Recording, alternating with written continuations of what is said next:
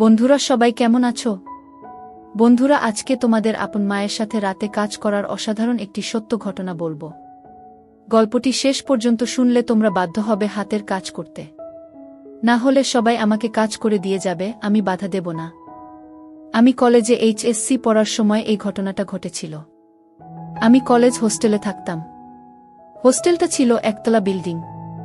আমি সেকেন্ড ইয়ারে উঠার পর হঠাৎ করেই কলেজ কর্তৃপক্ষ ঘোষণা দিল যে হোস্টেল ভেঙে বহুতল করা হবে। আমাদেরকে 2 মাসের সময় দেওয়া হলো, এর মধ্যেই যে যার মতো থাকার জায়গা ঠিক করে নেবে।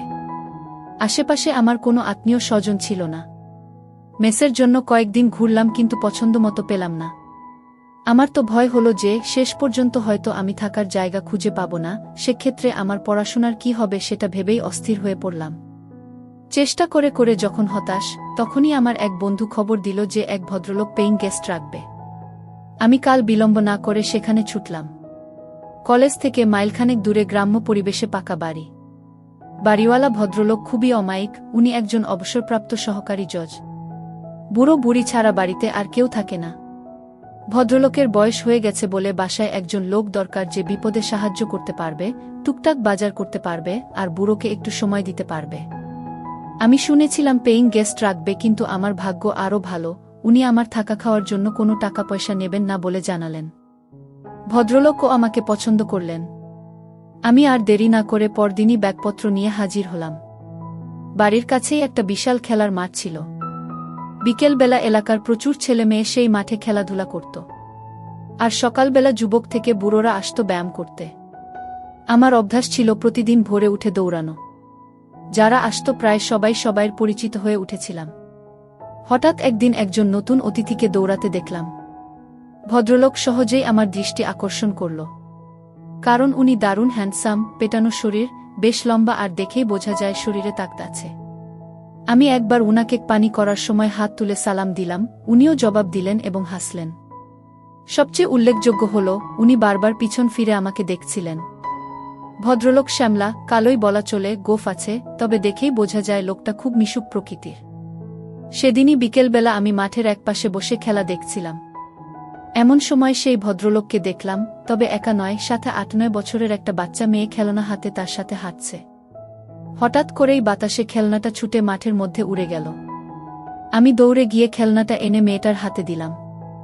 ভদ্রলোক খুব খুশি হয়ে বললেন, thanks brother, many many thanks, আমি আপনাকে সকালে মাঠে দেখেছি, রাইট? আমি মুখে জবাব না দিয়ে মাথা ঝাঁকালাম। উনি হাত বাড়িয়ে দিয়ে হ্যান্ডশেক করে বললেন, আমি মেজর সুবীর, আর্মিতে আছি, আর এ আমার মেয়ে মল্লিকা। আসুন না আমার বাসায়, জমিয়ে আড্ডা দেয়া যাবে। বেশি দূরে নয়, এই তো কাছেই। আমি কথা দিলাম যে অবশ্যই যাব। উনি বাসার লোকেশন বলে দিলেন, এখান থেকে উত্তর দিকে 8টা বাড়ি পরেই একটা মুদি দোকান আছে, রহমান স্টোর্স, সেটার পিছনেই তাদের বাড়ি, আমার নেমপ্লেট দেয়া আছে গিউ। আমি চিনলাম বাসাটা, একটা একতলা বাড়ি। যাব ভেবেছিলাম, কিন্তু পরে ভুলে গেলাম। 2 দিন পর ভোরে সুবীর সাহেবের সাথে আবার দেখা, তখন আর উনি আমাকে ছাড়লেন না, একেবারে সাথে করে বাসায় নিয়ে গেলেন। বাড়িটা উনার নয়, ওটা উনার শ্বশুর বাড়ি। উনার বউয়ের সাথে পরিচয় করিয়ে দিলেন। আমি সুবীর সাহেবের বউকে দেখে খুব অবাক হলাম। উনার সাথে মানায় না, শুধু বয়সে নয়, রূপেও রাত আর দিন পার্থক্য। উনার বয়স 50-এর কাছাকাছি, কিন্তু উনার বউয়ের বয়স 30-এর উপরে হবে না। মহিলার নাম রেনু, আমি তাকে রেনু আপা বলে ডাকতাম, কারণ ভাই বোন সম্পর্কের মধ্যে কেউ খারাপ কিছু খোঁজে না। রেনু আপা অপরূপ সুন্দরী, যে কোনো পুরুষের হার্টবিট বাড়িয়ে দেওয়ার মতো যথেষ্ট উপাদান তার আছে। রেনু আপা বেশি লম্বা নয়, 5 ফুট মতো হবে। মালা ওদের একমাত্র মেয়ে, ক্লাস 2-তে পড়ছে। নাদুস নুদুস নরম তুলতুলে সে, তবে গায়ের রং ওর বাবার মতোই কালো আর উচ্চতায় মায়ের মতো খাটো। তবে ঝকঝকে সাদা দাঁতের হাসিটা দারুণ, সেই সাথে ওর চেহারাটাও বেশ মিষ্টি। সুবীর সাহেব এতদিন মিশনে ছিলেন বলে রেনু আপা মালাকে নিয়ে বাপের বাড়িতেই আছেন। ওদের আন্তরিকতা আমাকে মুগ্ধ করল। একদিনের পরিচয়ে এই অনাত্মীয় শহরে মনে হলো এরা আমার কতকালের চেনা আত্মীয়। আমি বেশ খানিকক্ষণ গল্প করলাম, নাস্তা না করিয়ে ছাড়ল না। আমার ক্লাস ছিল, সেই জন্য তাড়াতাড়ি চলে আসতে হলো। তবে সুবীর সাহেব আমাকে দিয়ে প্রতিজ্ঞা করিয়ে নিলেন যে সম্ভব হলে প্রতিদিন একবার যেন উনাদের সাথে দেখা করি। আমারও ভালো লেগে গেল, বিশেষ করে মেয়েদের আমার সবসময় ভালো লাগে। রেনু আপার মতো সুন্দরী আর মিশুক হলে তো কথাই নেই। সেদিনের পর থেকে রেনু আপার বাসায় যাওয়া আমার প্রতিদিনের ডিউটি হয়ে গেল, বিশেষ করে টিভি সিরিয়াল দেখার জন্য। তাছাড়া বিসিআর আছে, মাঝে মাঝে হিন্দি ছবিও দেখা হয়। ছুটি শেষে সুবীর সাহেব তার কর্মস্থলে ফিরে গেলেন, তবে আমার যাতায়াত বন্ধ হল না। সাধারণত আমি রাত 9টার দিকে যেতাম টিভিতে নাটক দেখার জন্য। মালা ইতিমধ্যেই আমার সাংঘাতিক ভক্ত হয়ে গেছে। আমি গেলে আমাকে ছেড়ে নড়তেই চায় না। আর সাংঘাতিক গা ঘেঁষা স্বভাব মেয়েটার। যতক্ষণ থাকব আমার কোলে বসে থাকবে, না হলে পিঠে চাড়বে। আমি বেল বাজাতেই ছুটে এসে মালাই দরজা খুলে দেয়। আমি ঘরে ঢুকে সোফায় বসার সাথে সাথে আমার কাছে বসে গলা ধরে। আমিও ওকে কাছে টেনে ধরি। মালা শুধু খিলখিল করে হাসে। রেনু আপা মাঝে মাঝে আমাকে বিরক্ত না করার জন্য মালাকে বকা দেয়, কিন্তু আমি আপাকে ওকে বকতে মানা করি। এভাবেই আমাদের দিনগুলি কাটতে থাকে। আমি দিনে দিনে রেনু আপার পরিবারের একজন সদস্য হয়ে উঠি। মেয়ে দুজনের সাথেই আমার সময় গাঢ় হয়ে ওঠে। তবে আমি একজন নারী লোভী হলেও মালার সাথে আমার সম্পর্ক ছিল একেবারেই নির্ভেজাল, স্বাভাবিক। আমার মনে ওই বাচ্চা মেয়েটা সম্পর্কে কোনো খারাপ উদ্দেশ্য ছিল না। এমনকি রেনু আপা একটা আইটেম হলেও আমি তাকে খুবই সম্মানের চোখে দেখতাম। এক কথায় ওই পরিবারের সাথে আমি একেবারেই সুস্থ স্বাভাবিক একটা সম্পর্ক গড়ে তুলতে চেয়েছিলাম। কিন্তু আমার দুর্ভাগ্য আমাকে সেটা হতে দিল না। জানি না কেন, আমি যেখানেই যাই সেখানেই কোনো মেয়ে মানুষের সাথেই আমার সম্পর্ক সঠিক পথে থাকে না। এখানেও থাকল না। 4 মাস পরের কথা। তখন শীতকাল এসে গেছে। আমি সচরাচর বাসায় লুঙ্গি পরি এবং রেনু আপার বাসায়ও লুঙ্গি পরেই যাই। শীতের জন্য কয়েকদিন হলো গায়ে একটা চাদর জড়াচ্ছি। মালা যথারীতি আমার কোলে বসে এবং চাদরের ভিতরে ঢুকে পড়ে। মাঝে মধ্যে মালার নড়াচড়া এতটাই অস্বাভাবিক হয়ে পড়ে যে আমারটা গরম হয়ে ওঠে। কিন্তু আমি এই পরিবারের সাথে সম্পর্কটা নষ্ট করতে চাই না বলে খুব সাবধান থাকি, যাতে আমার দিক থেকে কোনোরকম দুর্বলতা প্রকাশ হয়ে না পড়ে। কিন্তু সবসময় মনে হয় আমরা যা চাই বিধাতা তা চান না। প্রকৃতপক্ষে সবই তো তার দখলে। একদিন আমি যথারীতি রেনু আপার বাসায় গিয়ে ড্রয়িং রুমে টিভি ছেড়ে বসলাম। আপা রান্নাঘরে ব্যস্ত ছিল বলে আমাকে বসতে বলে চলে গেল। মালা পড়াশোনা করছিল। আধ ঘন্টা পরে মালা পড়া শেষ করে ড্রয়িং রুমে এলো। আমাকে দেখেই ছুটে এসে আমার 2 পাশে পা দিয়ে কোলে বসে গেল চাদর সরিয়ে। মালা কখনো বসে স্থির থাকে না, সেদিনও বেশিক্ষণ স্থির থাকল না।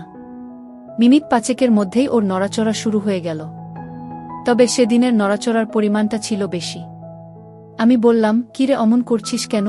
মালা বলল, আমার চুলকাচ্ছে চু। আমি বললাম, ঠিক আছে, তাহলে নিচে নেমে বস। কি আমার কথা শুনে মালা উঠে দাঁড়ালো, আর আমি আমার পা দুটি সরিয়ে মালা আমার 2 পায়ের মাঝে সোফার উপরে বসল। কিন্তু মালা সম্ভবত বুঝতে পেরেছিল যে সোফার মাঝখানে মোটা দড়ির মতো কিছু একটা আছে। আমি ওটাকে থামানোর যথাসাধ্য চেষ্টা করলাম, কিন্তু পারলাম না। ওর কানের কাছে ফিসফিস করে ধমকে উঠলাম, এই মালা, কি হচ্ছে এসব? ছাড় বলছি। কি? মালা তখন বলল, ছাড়ব না। তুমি শক্ত বানালে কেন? ছাড়ব না। কি করবে? আমি এবারে অন্য পথ চেষ্টা করলাম। বললাম, আপা দেখলে কিন্তু জবাই করে ফেলবে। মালা হেসে বলল, মামনি রান্নাঘরে তোমার জন্য পোলাও মাংস রাঁধছে, এদিকে আসবে না? গিয়ে আমি বললাম, তবুও এসব ভালো না। লক্ষ্মী মামনি ছাড়ো। মালা আরো জোরে ধরে বলল, না ছাড়ব না, আমার ধরে থাকতে ভালো লাগতেছে। আমার ধৈর্যের বাঁধ ভেঙে গেল, মাথার মধ্যে গোলমাল হয়ে গেল, আমার হিতাহিত গান লোপ পেয়ে গেল। আমি স্থানকালপাত্র সব ভুলে গেলাম। সব ভুলে গেলাম। আমি ফিসফিস করে বললাম, দেখ, তুই যদি আমারটা না ছাড়িস আমি কিন্তু তোরটা ধরব। 1 সেকেন্ডও দেরি না করে মালা আমার চোখে চোখ রেখে হাসতে হাসতে বলে দিল, ধরো না, ধরো। আমি কি মানা করেছি নাকি? একেবারেই বাচ্চা একটা মেয়ে, যার কিনা সন্ধিক্ষণে পৌঁছানো এখনো অনেক বাকি, তার এরকম কাজ দেখে আমার টাস্কি লেগে গেল। একটু পর রেনু আপা এলো। আমি ভয় পেয়ে হাত সরিয়ে নিলেও মালা ছাড়ল না। যেহেতু আমাদের পুরো শরীর চাদরে ঢাকা ছিল, আপা কিছুই বুঝতে পারল না। আপা আমার জন্য গরম গরম খাবার তৈরি করে এনেছিল। আমার সামনে টি টেবিলে সেগুলি রাখতে লাগল। নিচুটে টেবিলে খাবার রাখার জন্য আপাকে আমার সামনে অনেকখানি নুয়ে পড়তে হচ্ছিল। ওই দৃশ্য চোখে পড়ার সাথে সাথে আমার কেমন যেন অনুভূতি হল। আমার চোখ সরাতে চেষ্টা করলাম, কিন্তু আমার অবাধ্য চোখ বারবার ঘুরে ফিরে চুম্বকের মতো ওদিকেই আটকে যাচ্ছিল। ভয় হচ্ছিল, বাই চান্স আপা যদি বুঝতে পারে তাহলে হয়তো ভীষণ রাগ করবে, আর আমি অনেক কিছু থেকে বঞ্চিত হব। কিন্তু সৌভাগ্যক্রমে সেসব কিছু হল না। আমি মালাকে নামিয়ে পাশে বসিয়ে দিলাম, আর আপার আনা খাবার খেতে শুরু করলাম। শুক্রবার আমাদের কলেজ বন্ধ থাকে। প্রতি শুক্রবারেই সকালে আমি রেনু আপার বাসায় যাই টিভিতে প্রোগ্রাম দেখার জন্য। সেদিনও ছিল শুক্রবার। আপা আমার জন্য চা করে নিয়ে এলো। আমি সোফায় বসা, আপা হামা দিয়ে টেবিলে চা রাখল। সেদিন আপা সালোয়ার কামিজ পরেছিল। যখন আপা চায়ের কাপ রাখতে গেল, তা দেখে আমার হার্টবিট বেড়ে গেল। আমি চা খেয়ে টিভি দেখতে লাগলাম। একটা সুন্দর ছবি হচ্ছিল। 11টার দিকে আপা নিজের কাপড় চোপড় নিয়ে ঘর থেকে বেরিয়ে গেল, সম্ভবত গোসল করার জন্য গেল। আমার গায়ে চাদর ছিল না, এজন্য মালা এতক্ষণ বিশেষ সুবিধা করতে পারছিল না। এবার মালা তার কাজ শুরু করে দিল। আমার কৌতূহল চেপে রাখতে না পেরে আমি জানতে চাইলাম, ও এসব কোথা থেকে শিখেছে। মালা প্রথমে আমাকে কসম খাইয়ে নিল যে আমি কাউকে এটা বলবো না। পরে বলল টিভিতে দেখে শিখেছে। আমি বললাম মানে? মালা বলল, বাবা ছুটিতে আসার সময় ভিডিও ক্যাসেট নিয়ে আসে। অনেক রাতে ওরা যখন মনে করে আমি ঘুমায়ে গেছি তখন সেই ভিডিও দেখে, কিন্তু আসলে তো আমি ঘুমাই না। চুরি করে দেখি কেমন করে এসব কাজ করতে হয়। রেনু আপা চলে আসাতে আমরা চুপ মেরে গেলাম। মালা উঠে বাইরে চলে গেল। আমি টিভিতে মনোযোগ দিলাম। আমি যেখানে বসেছিলাম সেখান থেকে রেনু আপার ড্রেসিং টেবিল আড়ালে হলেও ড্রেসিং টেবিলের সামনে কেউ দাঁড়ালে সরাসরি তাকে দেখা না গেলেও আয়নার মধ্যে তাকে পরিষ্কার দেখা যায়। আমিও দেখতে পাচ্ছিলাম। চাইছিলাম ওদিকে তাকাবো না, কিন্তু অবাধ্য চোখ বারবার ঘুরে ঘুরে ওদিকে চলে যাচ্ছিল। আপা টেবিলের উপরে পা তুলে দিয়ে লোশন মাখল। হঠাৎ আমার বুকটা এমনভাবে ধরফর করতে লাগলো যে মনে হলো হৃৎপিণ্ডটা না বাইরে বের হয়ে যায়। কারণ রেনু আপা তার সব হঠাৎ করে আমার মাথার মধ্যে বিজলি খেলে গেল। মালার বলা কথাগুলো মনে পড়ে গেল। আমি রেনু আপার কার্যকলাপের মধ্যে পরিষ্কারভাবে অন্য কিছুর স্বাদ পেলাম, আর তার টার্গেট আর কেউ নয় আমি। মুখে ভাই ডাকলেও তার আসল উদ্দেশ্য অন্য। মালার কথায় বুঝতে পেরেছি যে কোনো কারণেই হোক সুবীর বাবু কাজ করতে অক্ষম। সেক্ষেত্রে আপার কাতর হওয়াটাই স্বাভাবিক। কিন্তু মালার সাথে আমি যেভাবে আটকে গেছি তাতে মামে দুজনকেই। না না, সেটা সম্ভব নয়। এটা আমি পারবো না। সিদ্ধান্ত নিলাম, হয় মালা না হয় আপা থেকে আমাকে দূরে থাকতে হবে। সেদিনের মতো আমি দ্রুত আপার বাসা থেকে চলে এলাম। পরের 2-3 দিন ইচ্ছে করেই আমি আপার বাসায় গেলাম না। পরের দিন বিকেলবেলা যখন আমি গেলাম আপা খুব রাগ করল। আমি অজুহাত দেখালাম যে সামনে পরীক্ষা, সেজন্যে আসিনি, আর তাছাড়া আমার বাড়িওয়ালা আর তার বউ একটা নিমন্ত্রণ খেতে গেছে 3-4 দিনের জন্য, তাই বাড়ি ছেড়ে আসতে পারিনি। আমি সেদিনও তারা দেখালাম যে আমি বাড়িতে একা আছি, তাই বেশিক্ষণ থাকা যাবে না, চুরি টুরি হতে পারে, আমাকে তাড়াতাড়ি ফিরতে হবে। আপা সব অক্টে বিশ্বাস করল। আসলে বাড়িওয়ালা সেদিনের জন্য দাওয়াত খেতে গেছিল। আমি এদিকে মালার সান্নিধ্য মনে প্রাণে চাইছিলাম। আর তাছাড়া এ কয়দিন মালাকে নিয়ে হাত দিয়ে কাজ চালিয়েছি। চোখের দেখা দেখিনি, তাই এটাই সবচেয়ে বড় সুযোগ। বাড়িতে আমি একা। মালাকে সাথে নিয়ে যাওয়ার কথা বলতেই আপা রাজি হয়ে গেল। মালাও বোধ হয় এটাই চাইছিল, সেও খুশি মনে আমার সাথে চলে এলো। বাড়িওয়ালা দাওয়াত খেতে গেছে, আসবে সেই গভীর রাতে। আমি মালাকে ঘরে নিয়ে দরজা বন্ধ করে দিলাম। আগেই মালার জন্য কিছু চকলেট এনে রেখেছিলাম, সেগুলি ওকে দিয়ে আমি শুয়ে পড়লাম। মালা আমার উপর মাথা রেখে চকলেট খেতে লাগল। মালা বলল, এই চকলেট মিষ্টি না, দেখি আমার আসল চকলেট খাই। সকল কাজটাজ সেরে আমি খুশি মনে মালাকে বাসার গেট পর্যন্ত এগিয়ে দিলাম। যাওয়ার পথে মালাকে বললাম যে আমি পরীক্ষার পড়া নিয়ে কয়েকদিন ব্যস্ত থাকব, তাই ওদের বাসায় যেতে পারবো না। আমার মাথায় আরেক ফন্দি এলো, তাই মালাকে বললাম, যদি পারিস তুই নিজেই সকালে চলে আসিস।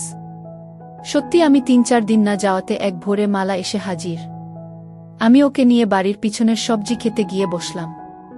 ওখানে সকালের রোদটা লাগে, আর জায়গাটা নির্জন, সচরাচর ওদিকে কেউ যায় না। আবার দুজনে মিলে কাজ শুরু করে দিলাম। বেশ শান্তি পেলাম আজ। ঠিক পরে দিন মালা একটা দুঃসংবাদটা দিল। সুবীর বাবু কোয়ার্টার পেয়েছেন, মালারা খুব শীঘ্রই ঢাকায় চলে যাচ্ছে।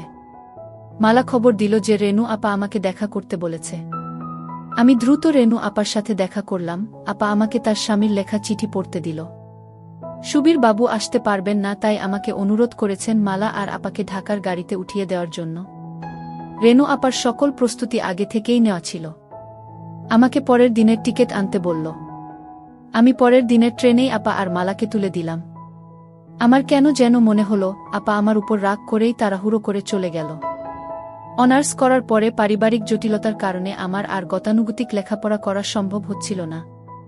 তাই বিদেশ যাবার উদ্দেশ্যে কর্মমুখী শিক্ষা নেয়ার জন্য ঢাকার একটা বড় নামকরা শিক্ষায়তনে ভর্তি হলাম। এক বন্ধুর সাথে মেশে থাকতাম। ঢাকায় আসার পর থেকেই রেনু আপা আর মালার সাথে দেখা করার এক অদম্য আগ্রহ থাকলেও ইনস্টিটিউটের কঠিন নিয়মকানুনের জন্য হয়ে ওঠেনি। কারণ সকাল 7টা থেকে দুপুর 2টা পর্যন্ত ক্লাস করতে হতো, তারপরে মেসে ফিরে পরের দিনের হোমওয়ার্ক করতে হতো, সপ্তাহে শুধু শুক্রবারে ছুটি থাকত। বেশি ছুটি পেলেই বাড়িতে যেতে হতো টাকার জন্য, এসব কারণে আর হয়ে ওঠেনি। সবচেয়ে বড় সমস্যা হলো, রেনু আপাদেরকে তো খুঁজে বের করতে হবে, আমি সুবীর বাবুর ঠিকানা জানি না। আর সে কাজের জন্য যথেষ্ট সময় দরকার, যেটা আমি কোনোভাবেই ম্যানেজ করতে পারছিলাম না। হঠাৎ করেই ইনস্টিটিউট 2 সপ্তাহের জন্য বন্ধ হয়ে গেল। আমি বাড়ি যাওয়া বাদ দিয়ে মালাদের খুঁজে বের করার জন্য মনস্থির করলাম। মনটা বড়ই আওলা লাগতেছিল। আমি ছুটির কথা বন্ধুকে বললাম, কিন্তু বাড়ি যাব না সেটা বললাম না। পরের দিন বন্ধু কাজে বেরিয়ে যাওয়ার সময় শুধু জানালাম, আমি হয়তো বাড়ি চলে যেতে পারি। প্রথমেই গেলাম ঢাকা সেনানিবাস অফিসার্স কোয়ার্টার্স এলাকায়। ঢুকতেই গার্ডদের বসার রুম, সেখানে জিজ্ঞেস করে জানতে পারলাম সুবীর বাবু অনেক আগে কোয়ার্টারে থাকতেন। পরে তিনি মিশনে বিদেশ চলে যান। বিদেশ থেকে ফিরে ঢাকায় বাড়ি কিনেছেন, উনার পরিবার সেই বাড়িতেই থাকে। কিন্তু তারা সেই বাসার ঠিকানা দিতে পারল না, তবে আমাকে আর্মি হেডকোয়ার্টারে খোঁজ নেবার পরামর্শ দিল। আমি সোজা হেডকোয়ার্টারে গিয়ে খোঁজ নিলাম। সুবীর বাবুর প্রমোশন হয়ে এখন তিনি লেফটেন্যান্ট কর্নেল, বাসার ঠিকানা পাওয়া গেল। আমি কোনো দ্বিধা না করে সোজা চলে গেলাম মিরপুরের সেই বাসায়। সহজেই পাওয়া গেল, নম্বর মিলিয়ে 6তলা বিল্ডিং এর সামনে যেতেই বসবাসকারীদের নেমপ্লেট চোখে পড়ল, সেখানে সুবীর বাবুর নামও আছে। আসলে সুবীর বাবু বাড়ি নয়, ফ্ল্যাট কিনেছেন। নামের পাশেই ফ্ল্যাটের নাম্বার দেয়া। 4 তলায় সুবীর বাবুর ফ্ল্যাট। 4 তলায় গিয়ে সুবীর বাবুর নাম লেখা দরজার বেল চাপতেই ভিতর থেকে আওয়াজ পেলাম, কে? জবাব না দিয়ে দাঁড়িয়ে রইলাম। কিছুক্ষণ পর দরজা খুলে গেল। মালাকে চিনতে একটু কষ্টই হলো, রাস্তায় দেখলে চিনতে পারতাম না। চেহারার আদলটা আছে, আর সব কিছু পাল্টে গেছে। বেশ লম্বা আর একটু মোটা হয়েছে মালা। আমাকে দেখেই চোখ কপালে তুলে একটা চিৎকার দিল, ও মামনি দেখো কে আসছে। রেনু আপা ছুটে এলো, আমাকে দেখেই কাছে টেনে নিল। বাসায় ঢোকার পর একটু অভিমান, একটু রাগ, কেন আসিনি, কেন খবর রাখিনি, এইসব চলল অনেকক্ষণ ধরে। বিকেলে সুবীর বাবু ফিরেও এক চোট বকা দিলেন। কিন্তু আদরের সীমা নেই, যেন জামাই আদর। আপা আমাকে কি কি রান্না করে খাওয়াবে সেটা নিয়ে ব্যস্ত হয়ে গেল। বিকেলবেলা আপা আর্মিদের বউদের নাকি একটা ক্লাব আছে, সেখানে চলে গেল। পরে মালা আমাকে বলল, আপা ফিরবে সন্ধ্যার পর। আপা গেলেও সুবীর বাবু বাসায় রইলেন। সেদিন আর মালাকে একা পেলামই না। তবে চোখে চোখে আমাদের অনেক কথা হয়ে গেল। এভাবে একটা দিন গেল। এতদিন পরে এলেও মালার মাঝে আমার জন্য ব্যাকুলতা দেখে ভালো লাগলো। যাক, শেষ পর্যন্ত এত কষ্ট করে খুঁজে বের করা সার্থক হবে বলে মনে হচ্ছে। সৌভাগ্য কাকে বলে।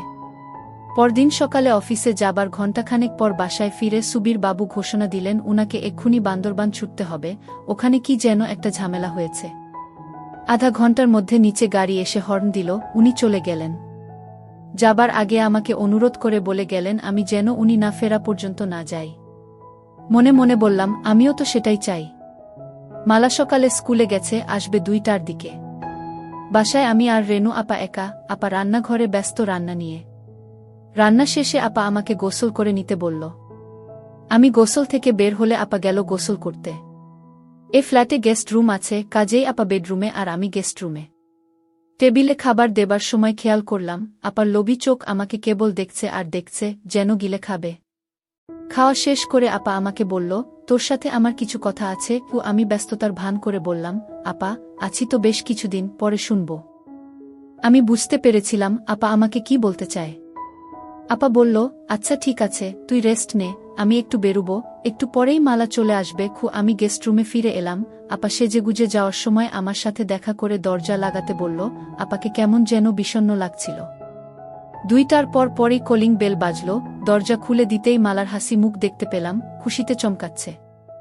ঘরে ঢুকেই বলল, বাবা আসেনি? ওর বাবার বান্দরবান যাওয়ার কথা ওকে জানালাম। শুনে আরো বেশি খুশি হলো, আমাকে নিয়ে নাচতে লাগলো আর গান গাইতে লাগলো। মালা বেশ লম্বা হয়েছে। মনে হলো মাঝের এই 6টি বছর মালার কাছে 6টি দিনের মতো। মালা সেই আগের মতোই আছে, একটুও বদলায়নি। আমাকে চকাস চকাস করে অনেকগুলি পাপ্পা দিয়ে বলল, মামা ওয়েট করো, আমি আসছি। মালা দৌড়ে ওর রুমে চলে গেল, স্কুল ড্রেস ছেড়ে স্কার্ট আর টি শার্ট পরে এলো। এসেই ঘোষণা দিল, মামা চলো আজ একসাথে গোসল করব। আমি অবাক হয়ে বললাম, বলিস কি? মালা বলল, হ্যাঁ, এটা আমার অনেক দিনের স্বপ্ন। তোমাকে নিয়ে আরও কত যে স্বপ্ন আমার এই ছোট্ট বুকের মধ্যে গেঁথে রেখেছি সেটা তুমি কিভাবে বুঝবে? এতগুলি বছর পরে তুমি এলে, আর আমি তোমাকে প্রতিটা দিন মিস করেছি। মালা কাঁদতে লাগল, চোখের পানি মুক্ত বিন্দুর মতো ঝরে পড়ছিল। একটু স্থির হয়ে আবার আমাকে তাড়া দিল, কই চলো, বললাম না একসাথে গোসল করব?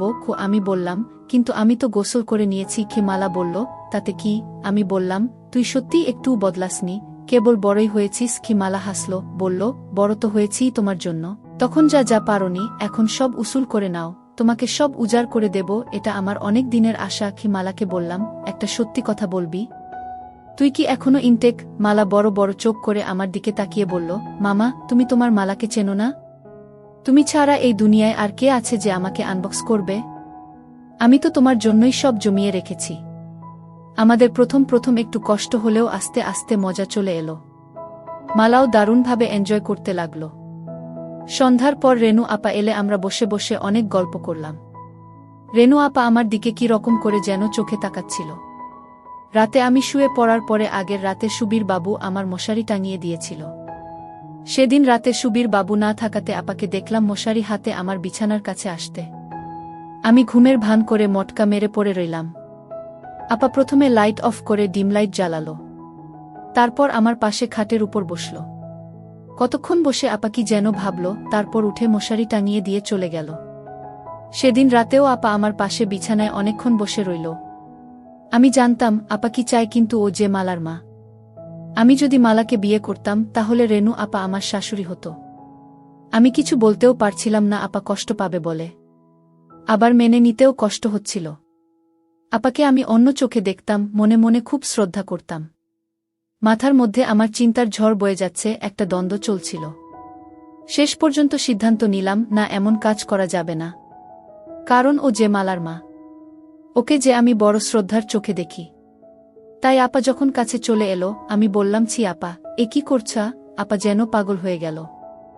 আমাকে ধরে বলল, প্লিজ আমাকে একটু সুখ দে, আমি আর থাকতে পারছি না, আমি তিলে তিলে শেষ হয়ে যাচ্ছি। লক্ষ্মী ভাই আমার, আমাকে বঞ্চিত করিস না। সেই প্রথম তুই যখন আমাদের বাসায় আসলি তখন থেকেই তোর জন্য পাগল হয়ে আছি। বন্ধুরা, ভিডিওটি অনেক বড় হয়ে যাওয়ার কারণে গল্পের বাকি অংশ অন্য কোনো ভিডিওতে দেওয়া হবে। সবাই সাথেই থাকো।